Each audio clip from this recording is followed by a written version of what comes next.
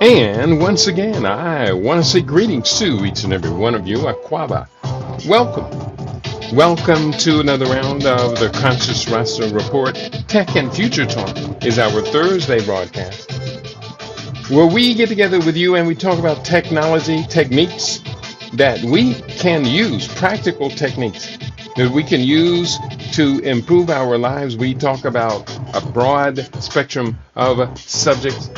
Today's date is Thursday, the 18th of September, 2025 in the Western calendar. This corresponds to the year 6265 in the Kemetic calendar, to which we have realigned our cultural clock. Welcome to the 7th millennium. You have found your family in a peaceful place here on LIB Radio, LIB TV, here on livinginblack.com.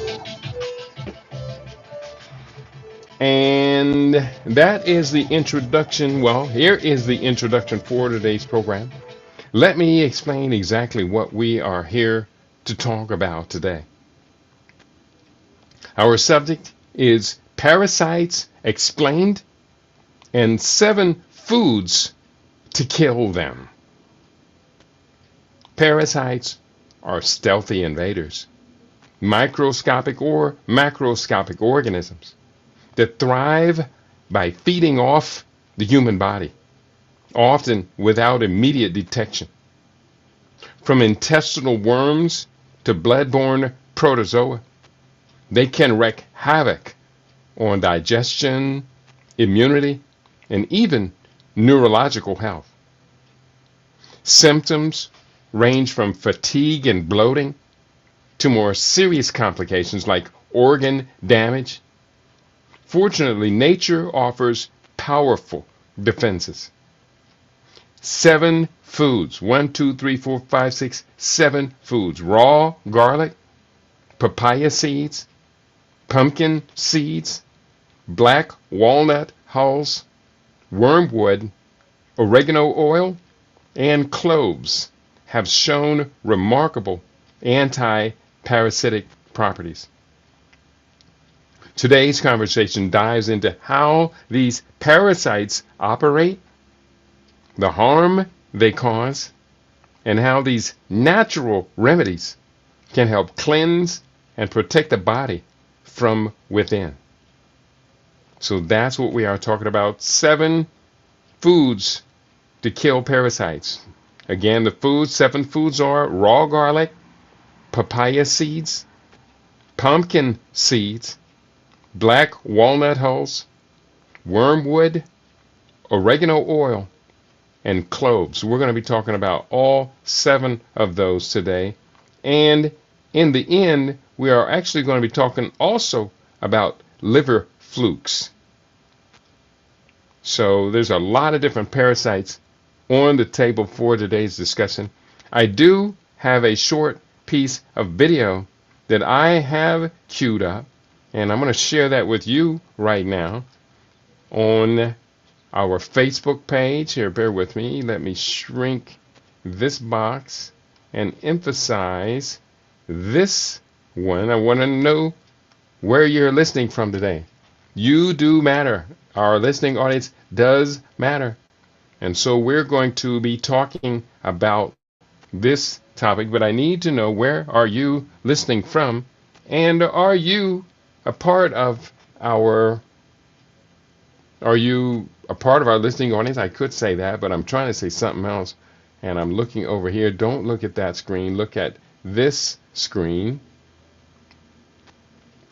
And I want you to tell me what you think about the following short videos. Not too long, but it will give you a good definition of what today's conversation is all about. So, garlic extract versus human parasites.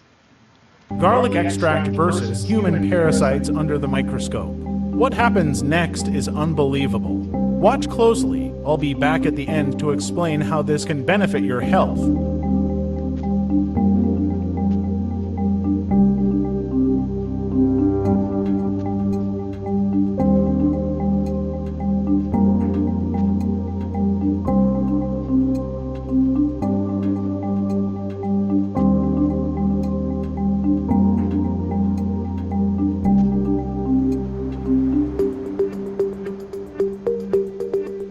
As you can see, they're starting to die. Garlic proves once again how powerful it is against harmful threats.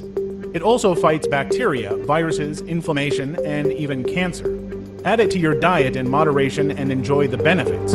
Garlic extract versus I'm going to let it play parasites one more under the time because that was microscope. pretty What happens awesome. next is unbelievable. Watch closely. I'll be back at the end to explain how this can benefit your health.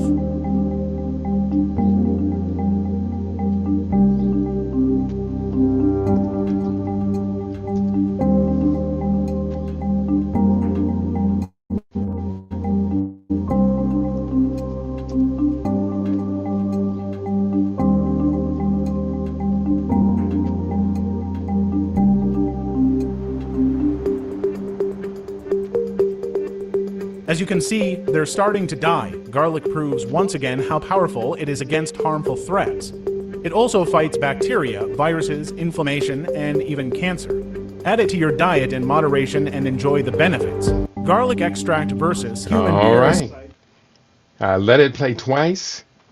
So I think we all can understand what is going on the micro level. Very few of us ever think about parasites.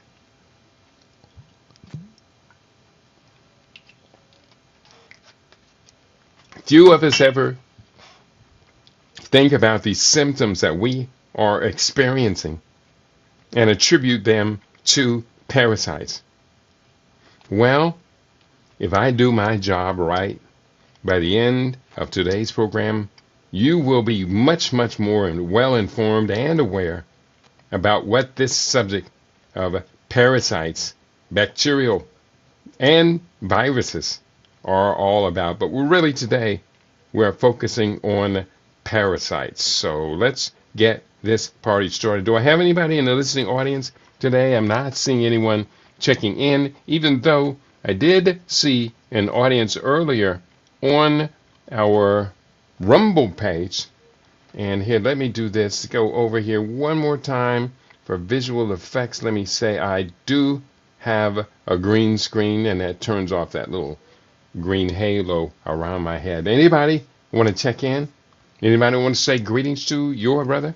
Let's go into today's subject for study. Again, the topic, parasites explained, and 7 foods to kill them.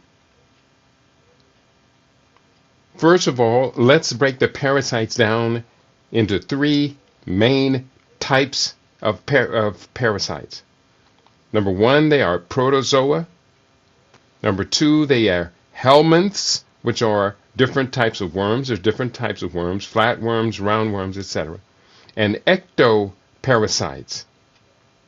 Protozoa are a single-celled organisms that can cause disease such as malaria, caused by the Plasmodium parasite, and toxoplasmosis, caused by Toxoplasma gondii, or I should say gondii. Gondii, I think it's gondii. Helminths are worm parasites, including roundworms, hookworms, and tapeworms, which can lead to conditions like ascariasis and cysticercosis. Ectoparasites live on the host's exterior and include lice, fleas, and bed bugs, which can cause conditions like scabies and bed bug infestations. These parasites are often transmitted through contaminated flour, or not contaminated flour, often transmitted through contaminated food or water, insect bites, or direct contact with an infected individual. And I'm not going to talk so much about transmission methods, even though it can be quite nasty. I did get malaria, but malaria comes from the bite of a mosquito. The mosquito has been feasting on someone else with malaria in the days before it found you and transmitted the Plasmodium falciparum to you. So we do the best we can to prevent malaria. Had I known what I will know by the end of the day, I would have been much more prepared. I had one of the 7 with me. Of these 7 foods, I had one of them with me, and that is the wormwood, which is known as sweet wormwood, or it's also known as Artemisia annua. I did have that with me. I was taking it, but obviously it wasn't strong enough to kill the parasites immediately upon getting in my body. But I did a very good job. I obviously lived through it. Malaria is one of the major causes of death, especially among children in Africa.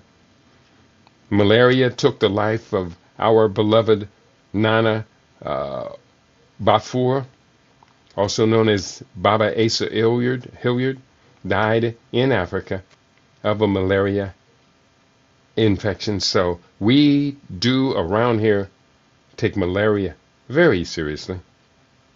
So protozoa, single-celled, helminths are worm parasites, and ectoparasites live on the host's exterior, such as lice, fleas, and bed bugs. So let's break these down even further. I'm going to list all of the known protozoan parasites. These are single-celled organisms that often infect the intestines, the blood, or tissues. They include Entamoeba histolytica, Entamoeba histolytica. And amoeba, we recognize, causes amoebiasis, amoebiasis, intestinal and liver infections, and that includes liver flukes. And that's very important because liver flukes, because we're going to talk about liver flukes a little bit later, but that's a serious cause, and it is presumed or posted as a serious cause of cancer. Protozoan parasites include Giardia lamblia. Giardia lamblia causes giardiasis, intestinal parasite, cryptosporidium, and causes cryptosporidiosis, intestinal bacteria, intestinal. And that's Cryptosporidium spp. I don't know what the spp suffix is, but it's used on a few of these. Blastocystis, common intestinal parasite. Plasmodium spp causes malaria. That's a blood-borne fluke or blood-borne parasite. Leishmania spp causes leishmaniasis, which can affect the skin, mucosa, and your organs. Trypanosoma brucei causes African sleeping sickness. That's a very, very dangerous disease. African sleeping sickness, and can affect the nervous system. Trypanosoma cruzi causes Chagas disease, a parasitic infection of the heart and the digestive system. Babesia app causes babesiosis, a blood-borne infection. Naegleria fowler causes primary amoebic meningioencephalitis, a brain infection, parasitic infection. And acanthamoeba causes keratitis and encephalitis. And lastly, list of protozoan single-celled organisms. Balantidium coli causes balantidiasis, and intestinal cancer. So it didn't mention, I did notice, it did not mention E. coli, which I think is a parasite. It might be a bacteria, but I think it's a parasite. Did not mention Schistmoniasis. What's it called? Schistmoniasis. We'll talk about some of these other ones. And but this is a pretty comprehensive list. Helminth worms, which are worms. There are 3 classifications of worms. These are roundworms, tapeworms, and flatworms. Let's begin with the roundworms, the nematodes. They include Ascaris lubricoides, causes ascariasis, Enterobius vermicularis, pinworm infection, Ancylostoma duodenale, Ancylostoma duodenale, Necator americanus. Those are 2 different versions of hookworms.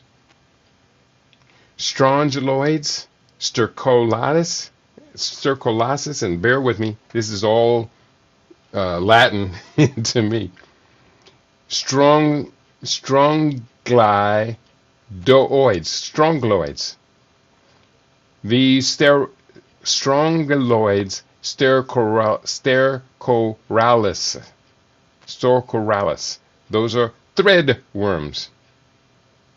Trichinella spiralis causes trichinosis, and you can get that from pork. I do recognize getting that from pork.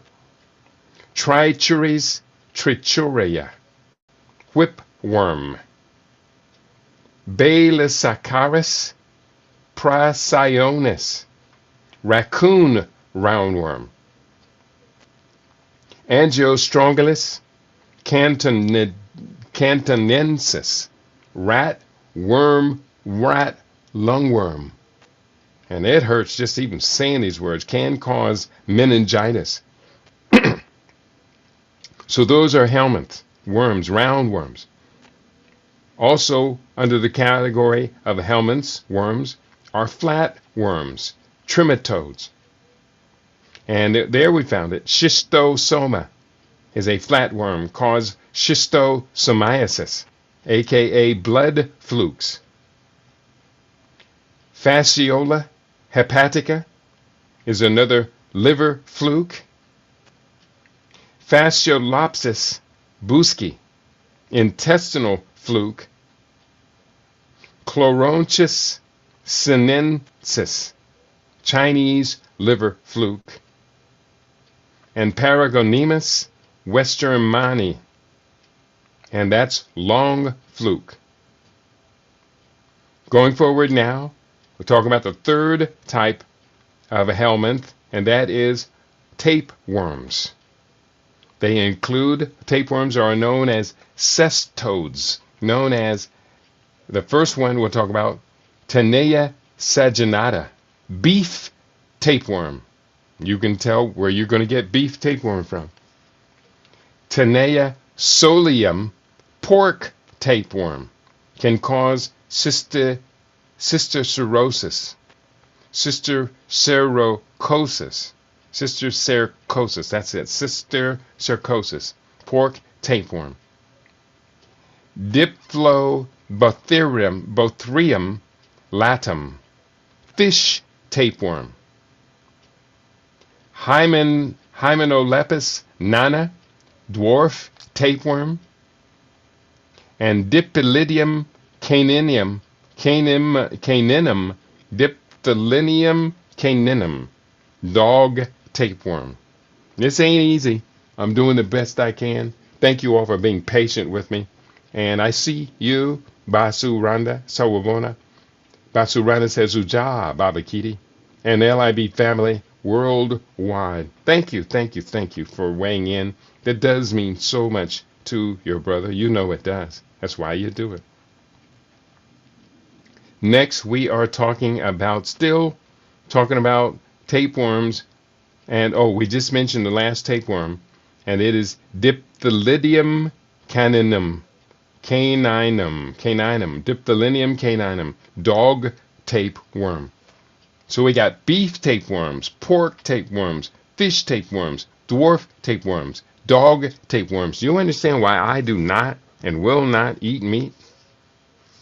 Just the thought of these things in the food. I don't want to be dealing with this. Next, we're dealing with ectoparasites, external parasites. These live on the skin or hair and can transmit other diseases, including pediculus humanus capitis, head lice, pediculus humanus corporis, body lice, Pthyrus pubis, pubic lice, so-called crabs, Sarcops scabies, causes scabies, a skin burrowing mite. Ticks transmit Lyme disease, babesiosis, and others. And fleas can transmit tapeworms and the plague. So we understand. And you really do need to see the pictures of all of these different types of parasites. I did put some of the pictures up in the promo for today's program, and I will share that with you if you don't mind, just briefly. And I warn you, it'll freak you out. Let's share the screen. We're going to share this other window here, and here is the window I'm going to share.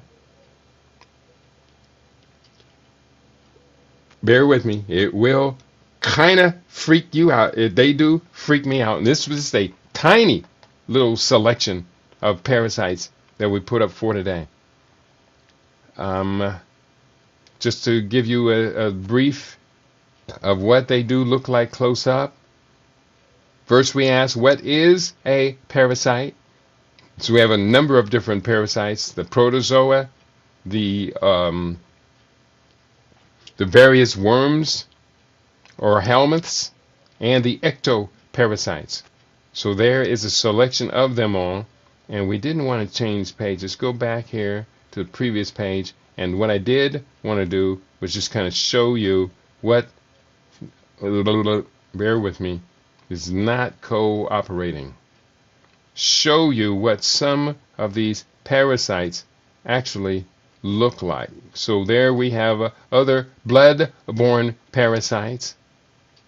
We have round worms here in that middle picture on the right.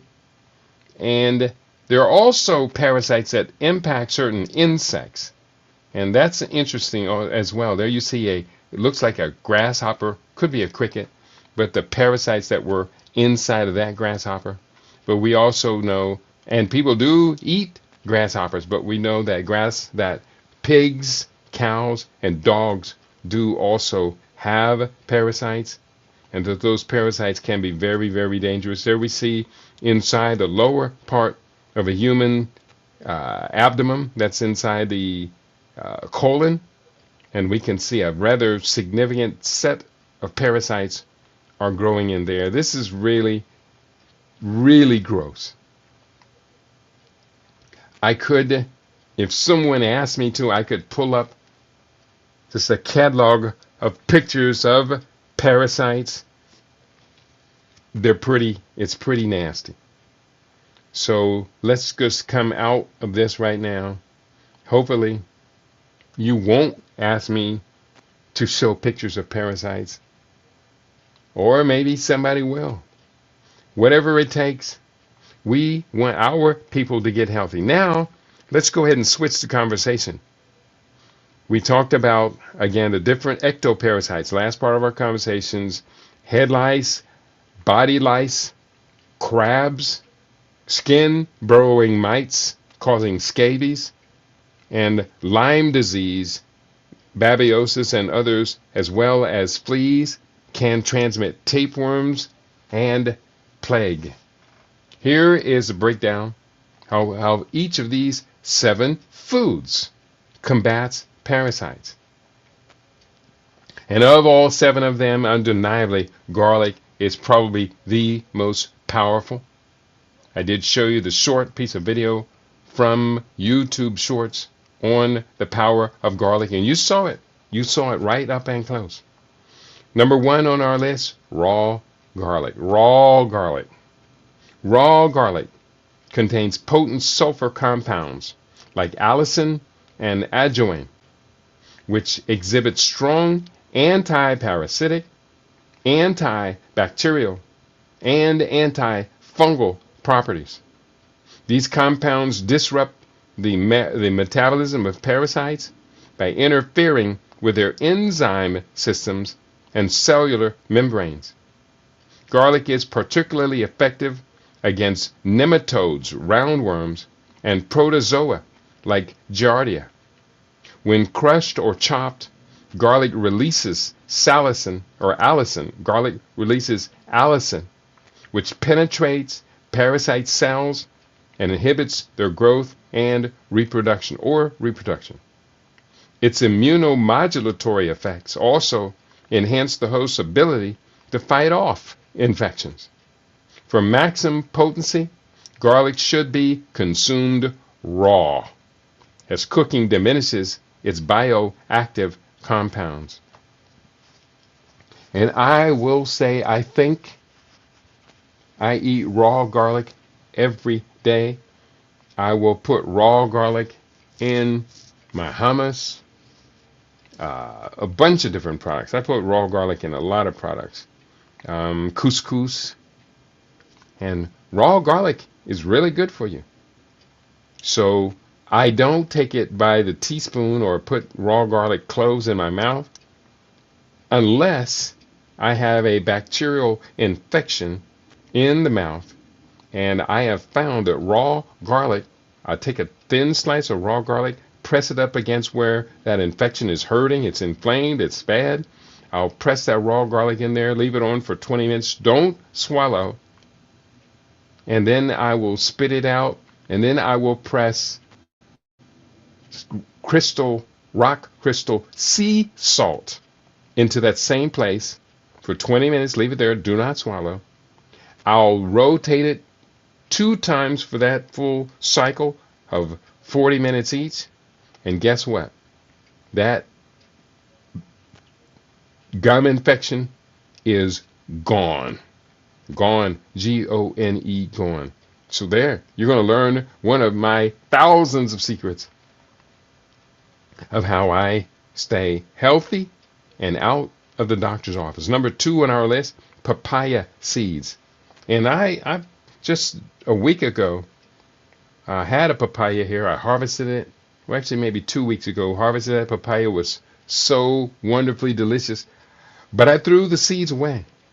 I had forgotten. Keep the seeds because they are anti-parasitic. So I'll be getting another papaya here in the next days or weeks or so. And I'm going to keep the papaya seeds as medicine.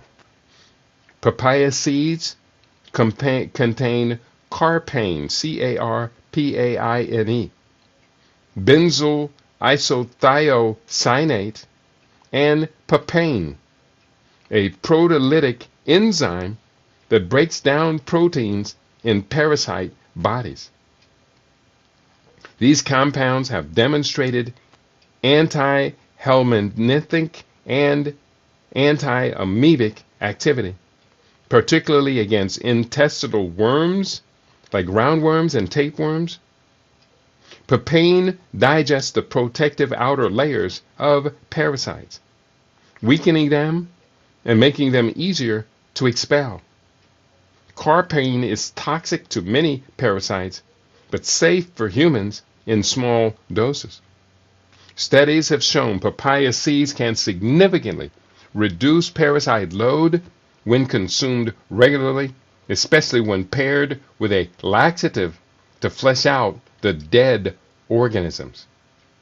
So that's what we do in our detox fast. I'm going to be announcing here very shortly. I tried to do it this morning, but had another meeting this morning, couldn't get it all done.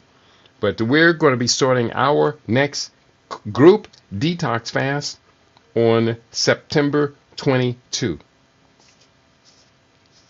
And the second and third phases of our fast are all about parasite elimination. So we will pair a parasite, antiparasitic, along with a cascara sagrada, a herbal laxative, and get rid of them parasites.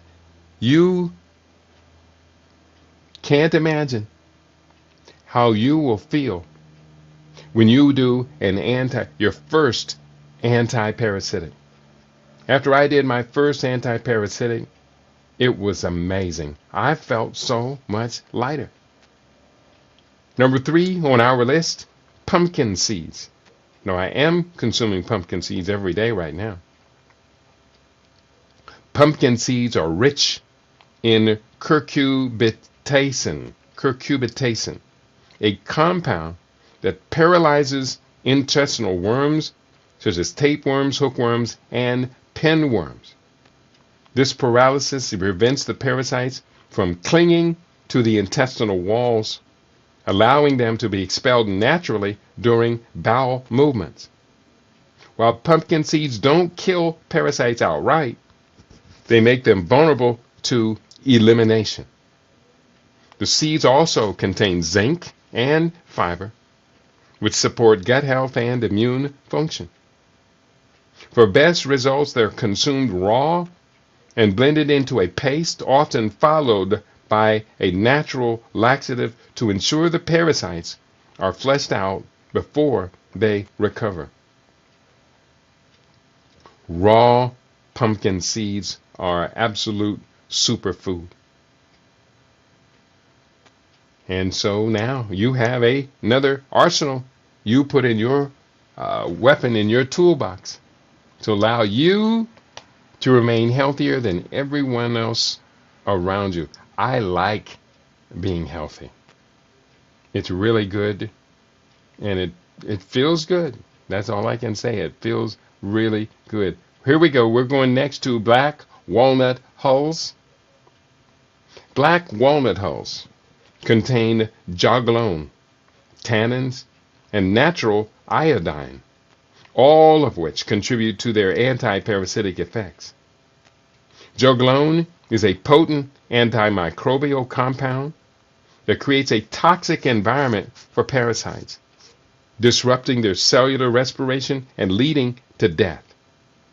Tannins act as astringents, drying out and killing parasites, while also cleansing the intestinal tract. The iodine content supports immune function and may help eliminate protozoa and worms. Green hulls, harvested before they mature, are especially rich in joglone and are often used in tinctures for parasite cleansing protocols. And yes, during our LIB radios, or Living Superfood, I should say, group detox fast, we will be using black walnut hull extract. Number 5, wormwood. Wormwood, also known as Artemisia absinthium, it's also called Artemisia annua, contains thujone and sesquiterpene lactones, which are toxic to many parasites. These compounds interfere with the parasite's nervous systems, causing paralysis and even death. Wormwood is particularly effective against roundworms and flukes. It also stimulates bile production, which helps create an inhospitable environment for parasites in the digestive tract. Additionally, wormwood's bitter compounds improve digestion and support detoxification. Often used in combination with black walnut and cloves, Wormwood targets adult parasites while enhancing the body's ability to eliminate them through natural processes. And I am a big fan of wormwood. I can recall when one of my friends, and he has since made his transition, when he was diagnosed with a very aggressive cancer. It was liver cancer.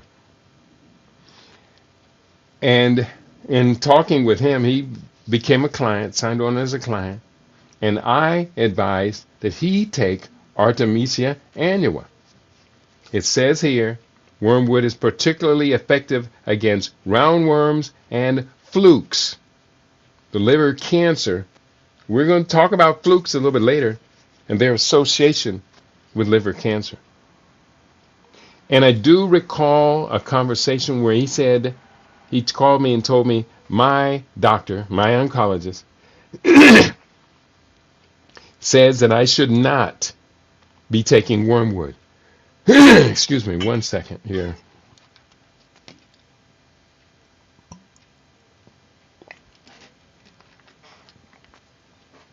He said his oncologist said he should not be taking wormwood. And so I asked him to please get the oncologist on the phone with me, and let's find out why she's making that statement.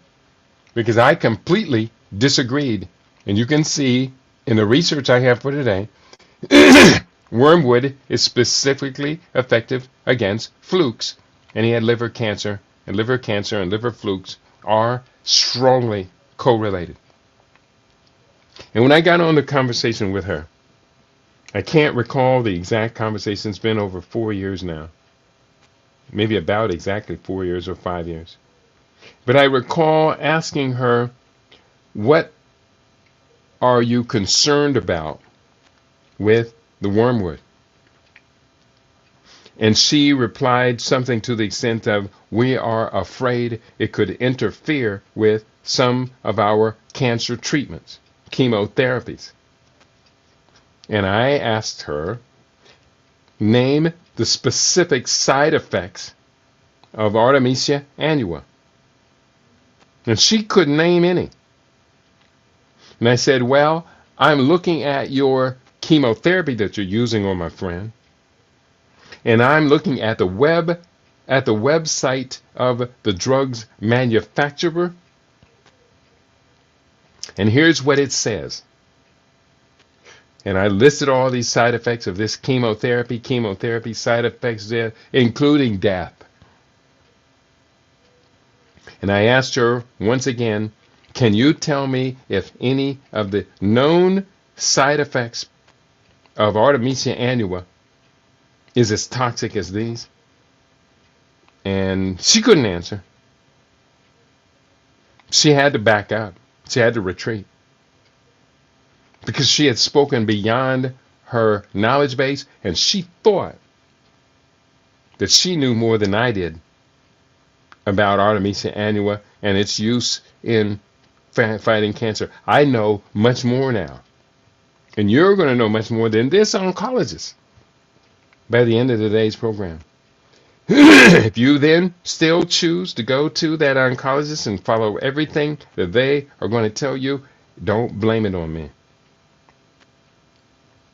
Next is oregano oil. Oregano oil is packed with carvacrol and thymol, two phenolic compounds with powerful antimicrobial and antiparasitic properties.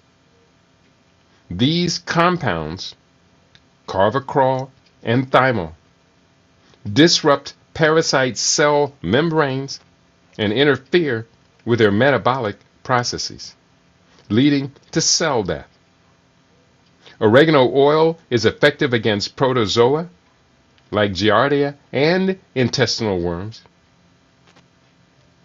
It also has anti-inflammatory and antioxidant effects, which help soothe the gut and support immune function during parasite cleansing. Because oregano oil is highly concentrated, it must be diluted before ingestion. I'll repeat that. Because oregano oil is highly concentrated, it must be diluted before ingestion. Its broad spectrum activity makes it a popular natural remedy for gut detoxification and parasite control. And number 7 on our list, cloves. Cloves contain eugenol, a compound that targets parasite eggs by dissolving their protective casing, preventing them from hatching and continuing the life cycle. Eugenol also disrupts the cellular membranes of adult parasites, particularly protozoa and flukes. Cloves are often used in tandem with wormwood and black walnut hulls. Our protocol for detoxing our parasites in the living superfood includes all of the above. Cloves are often used in tandem with wormwood and black walnut hulls to ensure all stages of the parasite, the egg, larvae, and adult, are addressed. Their antioxidant and anti-inflammatory properties further support gut healing and immune defense. Clove oil is especially concentrated and should be used carefully due to its potency. And I like that. I like all of that. What I am going to do, one second here, I forgot to earlier copy this video to my Facebook page.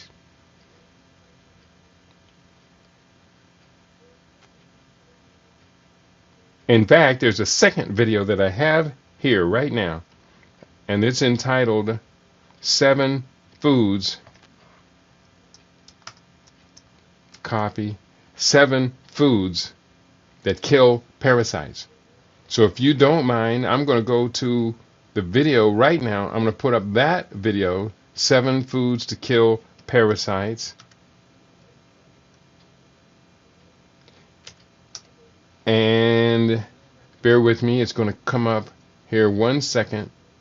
And not quite yet there. Let's go to StreamYard. I'm going to stream this video instead of the one we saw one a little bit earlier, and I'm going to stream this one now.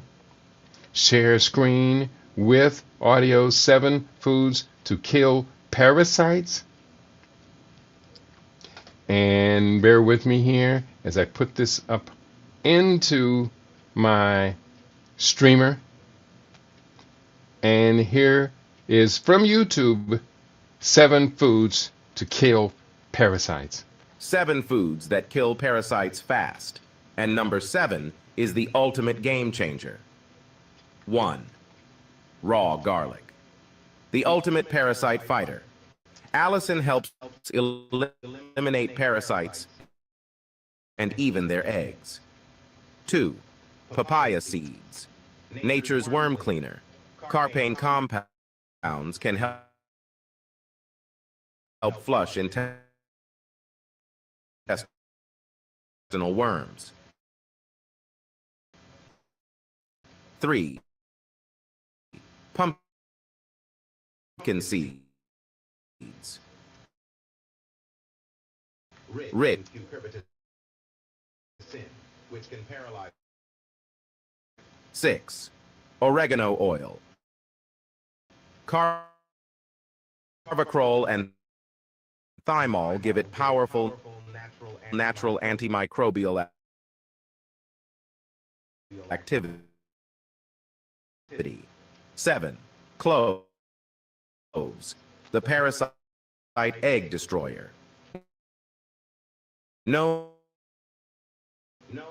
in herbal medicine for stopping parasites from multiplying.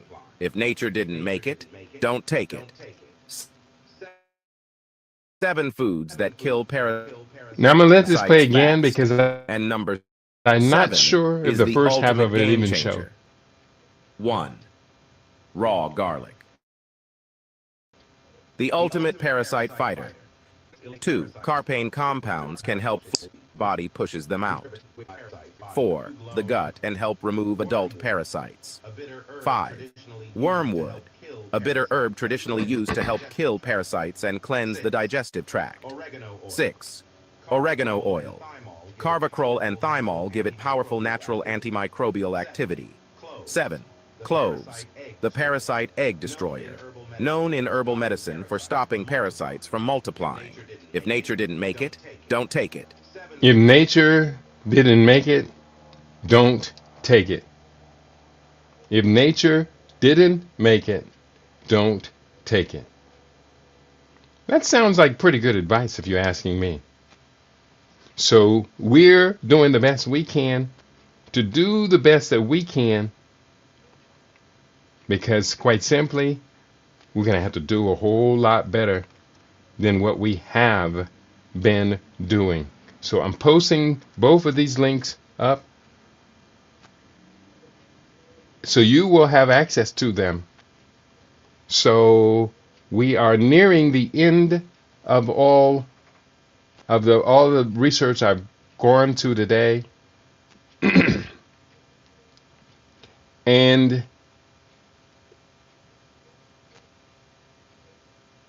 common signs of parasite infection. Let me just put up this article.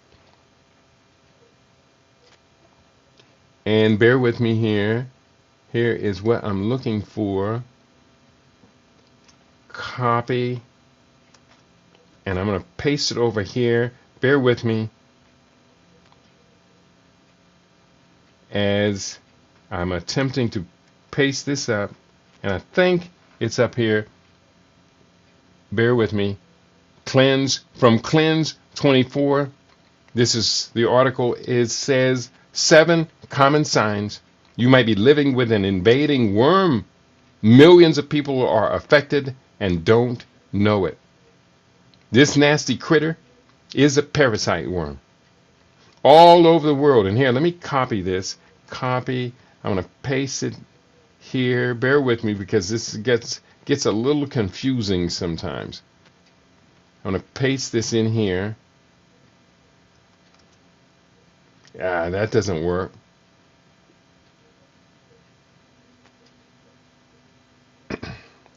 I'm not going to paste it. If you're interested in it, you'll get it anyway. Let me delete that comment. And here we go. 7 signs you are living with invading worm. This nasty critter is a parasitic worm.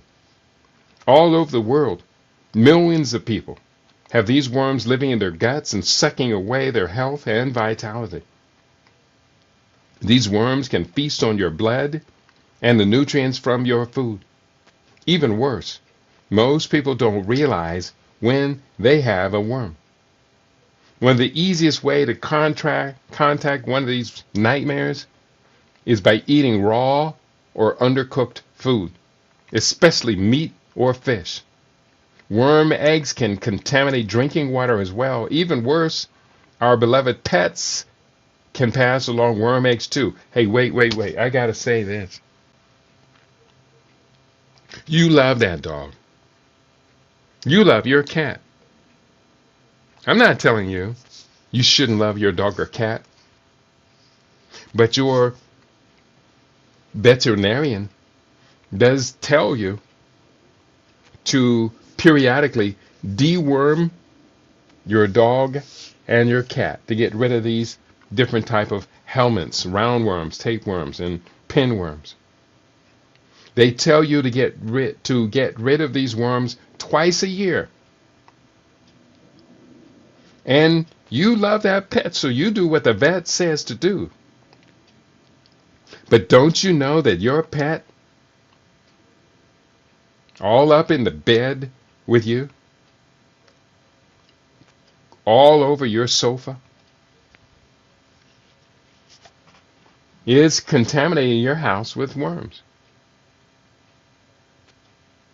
One of the easiest ways to contact them is by eating raw or undercooked food. You're certainly not going to eat your pet, especially meat or fish. Worm eggs can contaminate drinking water as well. Even worse, our beloved pets can pass along worm eggs too. So your dog, you see your dog dragging his butt along the carpet. That is an indication he's trying to scratch the worms out.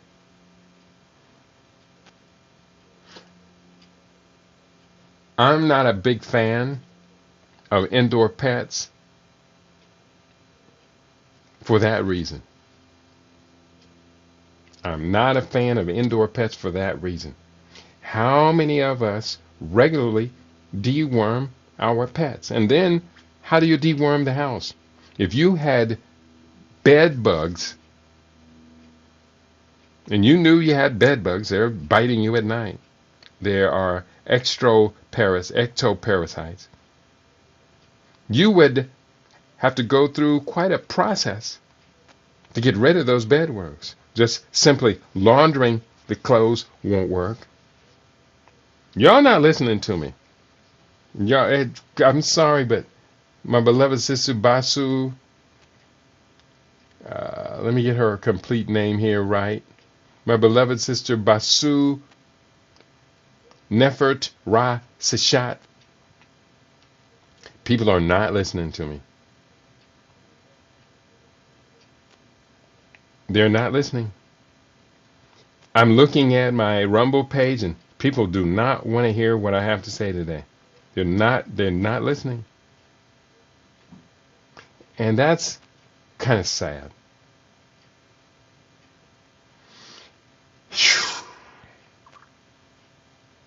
We're going to do the best we can. That's all we can do. That's all that we can do. I'm going to do the best I can to show you by living example. Following this advice works. On the 22nd of September, I will be leading the next group detoxification, including parasite cleansing. Eliminating parasites for the next 90 days. I'm going to do what your vet tells you to do for your dog, your cat, every 6 months. I do it every 90 days. We're going to do the best we can. And we're going to learn more so that we can do even better. That's what I pledge to you. And I highly recommend you reciprocate. At least join the detox fast. If you've never detoxed with us before, I think you will quickly find out ours is the most thorough and effective detoxification program that I know of. I study detox programs from others, Dr. Furman, Dr. Price, Dr. Cousins, Eric Berg. These guys are good. They are very good. Which is why I take the time and study their protocols. After having studied all of them, then I present mine. Which, if I do it right, is an accumulation of the best from the best. So you make your decision whether or not you will detox with us. But I do recommend you detox with someone. Do a detox with someone. Going forward, we're almost finished. Again, I was reading lists, all known, cleanse 24, bloating. Here are the first step to expelling these parasites is to know if you have one or not. So how can you tell? Well, here are 7 signs that could signal a worm is present. And let me copy all of these. Bear with me. 7 signs. And paste this over here at the end of the conversation. And let's go forward. Number 1, bloating. Some worms choose to live in the gut, so digestive problems are common. This includes excess gas, which can lead to bloating. Number 2, diarrhea. No surprise there. Diarrhea is one of the most common issues when your digestive health is out of balance. Number 3, nausea. When you have an unwelcome parasite living in your gut and stealing crucial nutrients from your food, feelings of nausea are common. Number 4, stomach cramps. Abdominal pain or cramping can be common with parasitic worms. They can lead to excess gas and irritate your digestive tract. Number 5, changes in appetite. This one can go either way. Some people find themselves more hungry. After all, worms steal crucial nutrients that your body needs to thrive. On the other hand, some people experience a reduced appetite. This could be due to feelings of nausea that accompany worm infection. Number 6, fatigue. Your body needs nutrients from food to produce energy. Since worms hijack many of these key nutrients, it can leave you feeling tired or sluggish. Number 7, itching. This one may sound surprising, but people can have allergic reactions to worm larvae. And these allergic reactions can include uncomfortable itching. Watch closely. If you have any of these 7 signs, while these signs can appear with many other conditions, there are also common signs of a parasitic worm. And if you want a simple way to flesh out any potential tapeworms or other gut worms, then you should take this unique worm fleshing method. It's simple, natural, and takes seconds a day from the comfort of your home.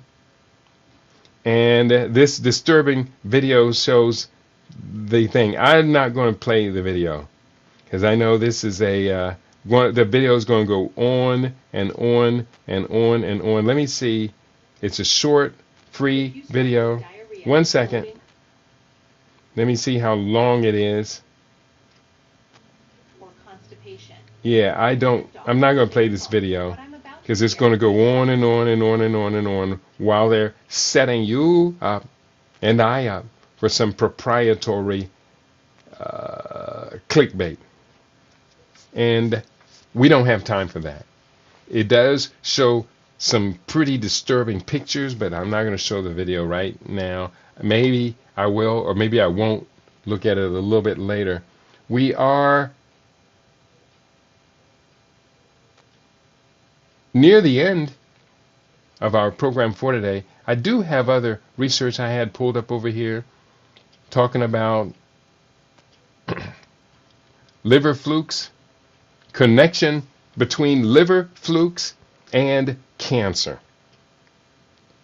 Liver flukes, particularly the species Ospitorchis viverrini and Chlornochis sinensis, are parasitic worms that have been linked to an increased risk of certain types of cancer, notably cholangiocarcinoma, which is a cancer of the bile ducts. This connection is particularly significant in regions where these parasites are endemic, such as Southeast Asia. Epidemiological studies and legislative actions. Recent legislative efforts, such as the Vietnam veterans liver fluke, bear with me, undo that.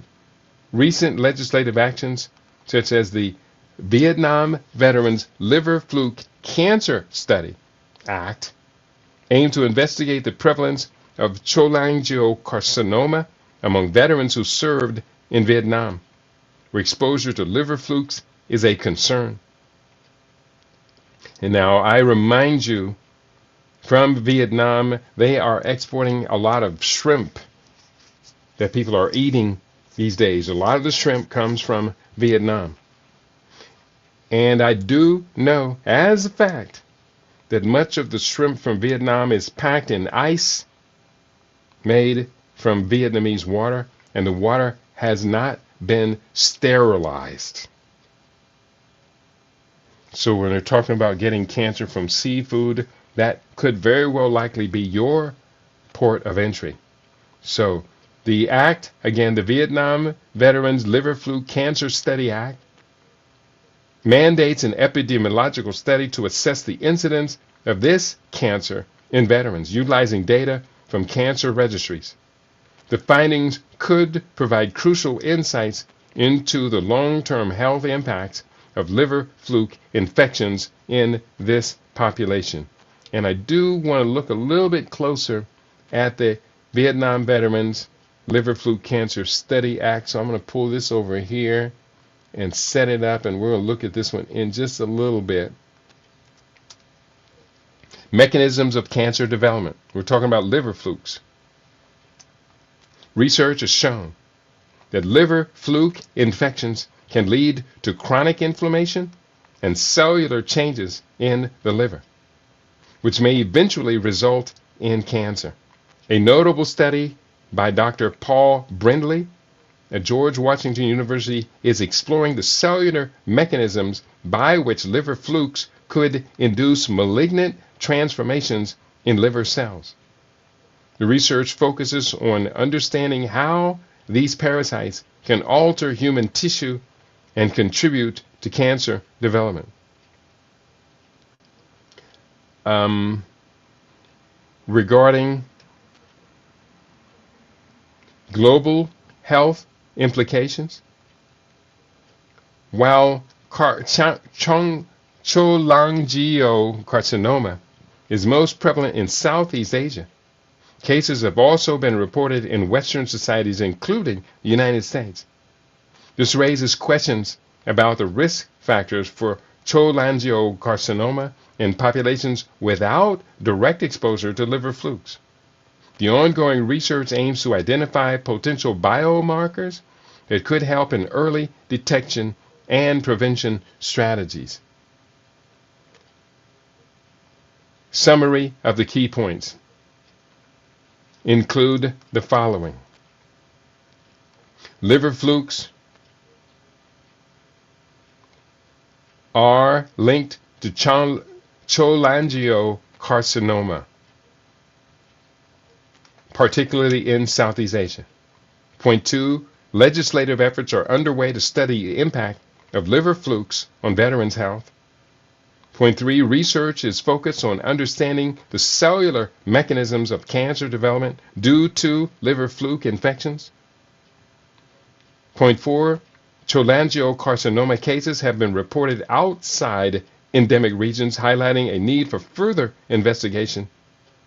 And point 5, this connection between liver flukes and cancer underscores the importance of public health initiatives and research aimed at understanding and mitigating the risks associated with parasitic infections. I'm looking right now a little closer at the Vietnam Veterans Liver Fluke Cancer Study Act is a piece of legislation aimed at investing the prevalence of cholangiocarcinoma, a rare and aggressive bile duct cancer, among veterans who served in the Vietnam theater of operations during the Vietnam War. The bill was originally introduced as H.R. 4424 in the 118th Congress on June 30, 2023.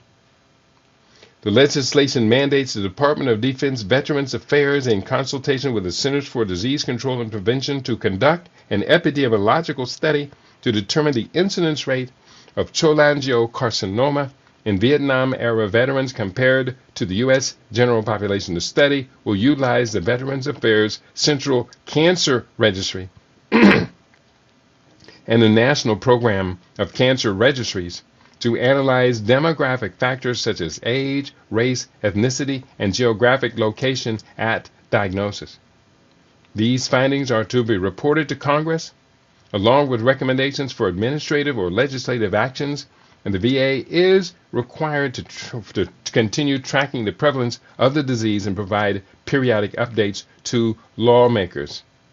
The bill also includes provisions to extend certain loan fee rates under the VA's home loan program through November 29, 2031. So that's obviously not related. And I do want to answer this question. I'm going to answer the question, is there a connection between shrimp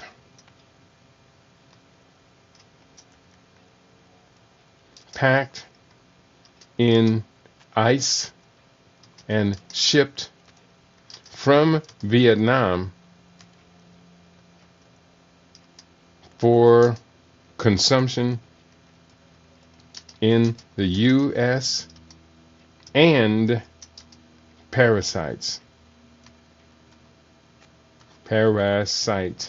parasitic infections from seafood? I'm asking the question, and I'm going to ask this question of two different AI search engines. Brave is coming up with the following. Yes, there is a connection between shrimp packed in ice and shipped from Vietnam for consumption in the U.S. and the risk of parasitic infection from seafood. The primary concern is the consumption of raw or undercooked seafood, which is the most common factor associated with parasitic infections. Parasites such as nematodes, example given Anisakis spp, cestodes, Diphyllobrothium spp, and trematodes can be present in the larval stage in seafood and pose a human health hazard if the seafood is not properly cooked, frozen, or processed. Now it says if the seafood is not properly cooked, frozen, or processed. So I'm presuming all three of those processes will neutralize the parasites. These parasites are typically transmitted to humans through the consumption of infected, raw, undercooked, or inadequately preserved fish and shellfish. Shrimp, including those from Vietnam, can be a vehicle for such parasites. The risk is heightened when seafood is not handled or processed correctly, such as during harvesting, processing, or storage. For instance, improper handling during the packing of shrimp in ice could potentially allow for cross-contamination or fail to prevent the survival of parasites if freezing protocols are not strictly followed.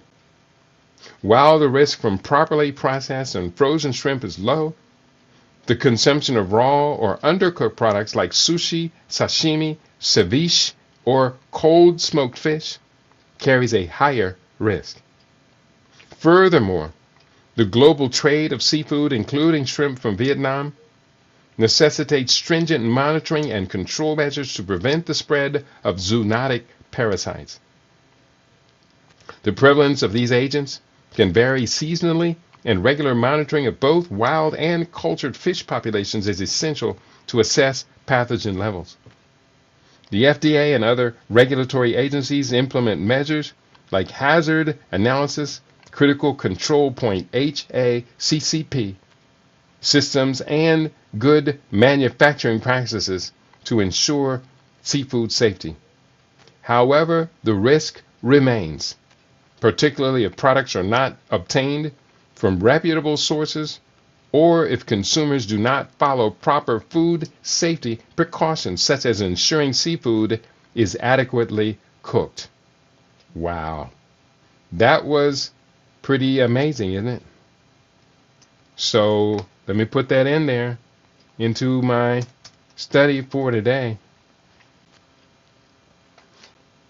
It says, yes, there is a connection between shrimp packed in ice and shipped from Vietnam for consumption in the U.S. Yes, it is a problem. Hey, listen, I've done the best I can to show you what you should be joining, if not ours, someone's seasonal detox campaign. We detox 4 times a year in Living Superfood. 4 times a year. And if you were to join us, that's 4 times a year, you have a chance to reset your gut. I've got my parasite cleanse over here. Where you at? It's over here in the corner here somewhere. I just reordered it, updated it. And this is the formula that I use. Herbal Guard Parasite Cleanse. I highly recommend you don't have to use what I use, but you got to use something. You could go with the garlic, the cloves, the zinc from the pepitos, pumpkin seeds, Artemisia annua, papaya seeds, and what was the 7th one I mentioned? Black walnut hulls. You could gather all of them up along with oregano oil, and you could do it yourself. Why not? Why not? For the cost of one formula parasite cleanse, you could get all of these ingredients. Of course, this will last me a better part of a year. But you got to do something. Let me wrap it up for today. See if my audience is here with me today. Are you here with me? I hope you're here with me. I did the best I could today. But I understand sometimes I do my best and it's still quite not good enough. Ed L. Mack is in the house, my brother. Greetings. Those pet worms are bad. Most all dogs live. I've been around, scoot their hips on the carpet. Yep. Did you know in advance what that meant, Brother Ed? That your dog is itching, he's scratching at these parasites, and hear me, I'm scratching all over right now just thinking about the program we just did. And of course, I am getting bit, not too much, but in the background by a mosquito. Luckily, the mosquito that bites me here in Desert Shores is not the same mosquitoes that bit me when I was in Uganda. So welcome, Brother Ed. Had you heard about why the dogs are scooting around on the carpet? This is scratch their butt, which quite likely will be depositing eggs onto that carpet. You walk around barefoot. Your babies crawl on the same carpet. Yes, they do. The babies eat off the same floor. Babies eat off floors, y'all. I've seen them. We had a baby in the house, and he says, hey, wait. Let me season up the food a little bit. Let me drag it around the floor. He said, most vets just want to express their anal glands. I didn't know it was worms. Yeah, anal gland expression worms. And are you a doctor? It sounds like you may be not a doctor. Are you in contact with a vet? Are you a pet owner, Brother Ed? And my question to you is, has your vet recommended that you deworm your dog once or twice every year? That's the last question I'm going to ask you. I don't own a pet, but if I did, I wouldn't never, ever let that pet be in my bed, on my bed. I would never, ever allow that pet to sit on the sofa. Hey, listen, people catch crabs from sharing sofas and chairs with other people who have been in the house. Me, I got crabs when I was very young. Very young. I was traveling and I was in the house with someone who had crabs. I mean, yeah, crabs. And I didn't know what it was. I had never seen them before, but I had not been having relations with a woman or anyone else or a man. I had not been having those type of relations where crabs get transmitted. So I'm wondering, how did I get the crabs? It was from using the same, just being in the house with someone who had crabs. They're highly, highly contagious. And I sat on a chair that my friend had been sitting on, and doggone it, them damn crabs got me. I was able to get rid of them quickly as I found out what they were. I bought the anti-crab soaps and stuff and got rid of them. I just remembered that after so many years I had forgotten about that. So he said, I don't personally, but my family member loves dogs. Yeah. And we're going to do the best we can to let your family member hear today's program. And let's spread the word. Let's do the best we can. We want to promote health, optimal health, to everyone who will say yes. Everyone who will say yes, we want to extend our hand and help you as well.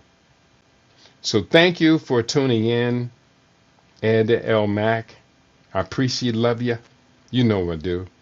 And to our sister Basu Nefert Ra Sishat Akwaba, welcome for tuning in and for sending your greetings out to everyone else.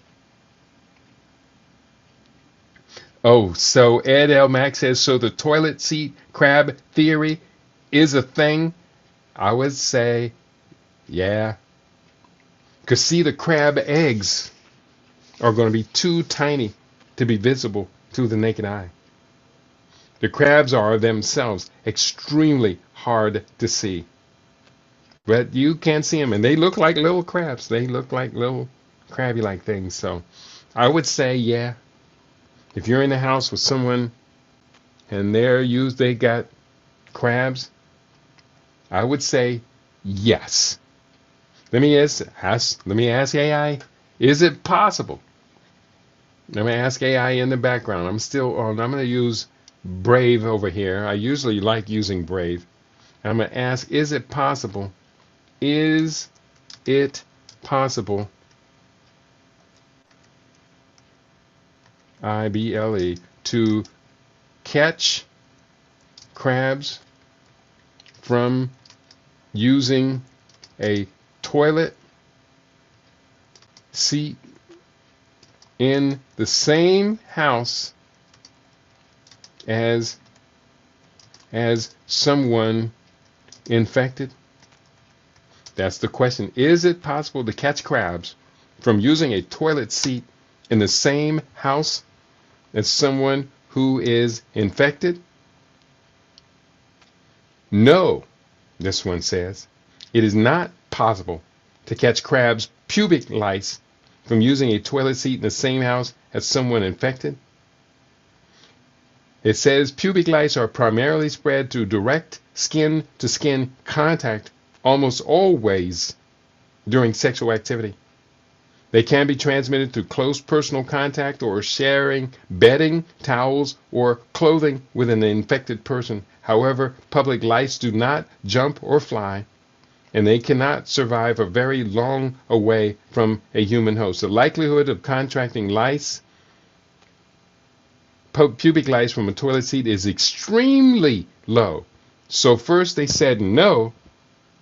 Now they're saying it's extremely low. I'm going to just copy, cut, and paste that, because that does not say no to me. Does that say no to you, Brother Ed? Copy, paste. The likelihood of contacting pubic lice from a toilet seat is extremely low.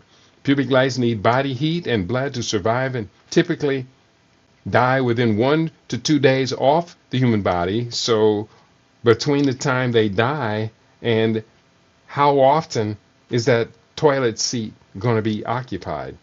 Their claws are adapted to grasp coarse body hair like pubic hair, not smooth surfaces like toilet seats. Well, what if they're not grasping? What if they're just sitting there waiting for the next person to come in? There is no documented evidence of transmission via toilet seats. Well, I didn't report my case.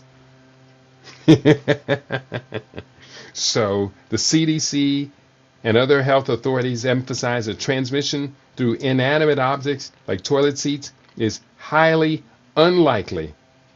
The main route of infection remains intimate physical contact. It doesn't say to me that it is not possible. It says it is highly unlikely. So, there you go.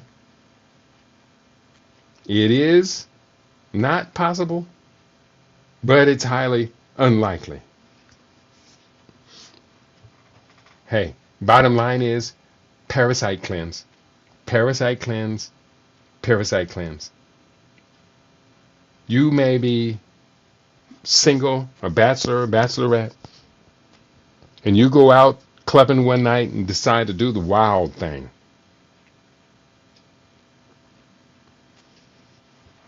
Wild thing.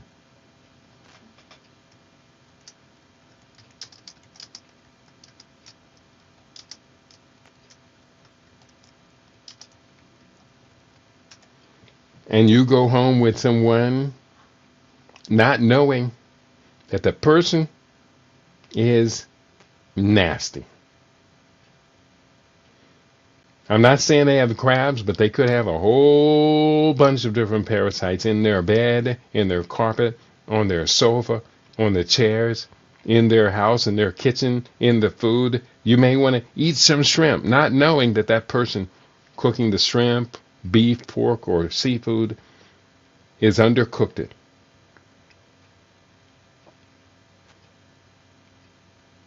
I recommend to do better than that. At least do a parasite cleanse.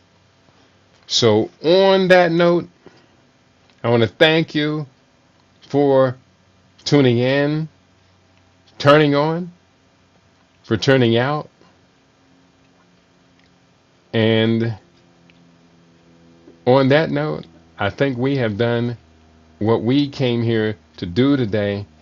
You've been tuned in to your favorite. We aim to be your favorite. We are LIV Radio, LIV TV. We are livinginblack.com. Tell your friends to tell their friends that we have our own now.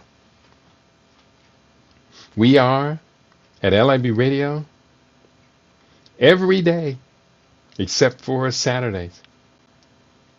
We are here from 9 a.m. on the West Coast, 12 noon. For our East Coast listeners, 5 p.m. BST is British summertime, and 8 p.m. East Africa time. We are here for you. 7 p.m. East Africa time. Bear with me, because they don't do the daylight savings time shift.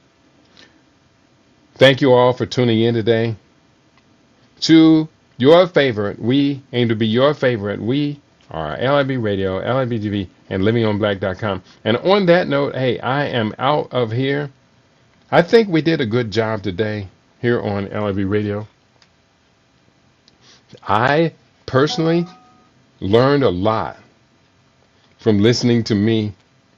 And that's why I am here with you every day as we do our thing here on LIV Radio, LIV TV, here on livinginblack.com. And on that note, we are finished up, and we're going to tell you tomorrow we're going to be back with Making Money Fridays.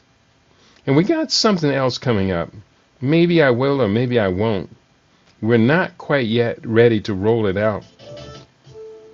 But I could have an interview with somebody who's going to be a part of what we're going to be rolling out very, very soon. It is an online classroom, and I will be one of 4 professors in this online classroom. You are definitely going to want to be in that classroom as well.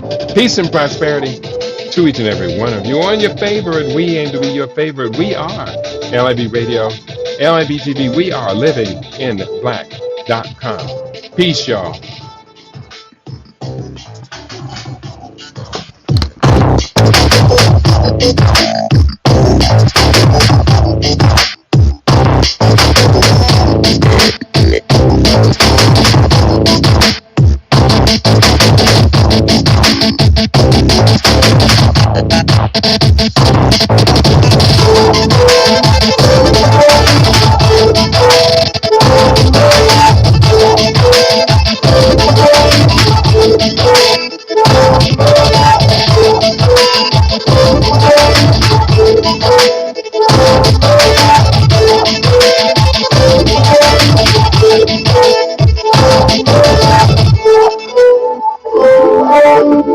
Oh,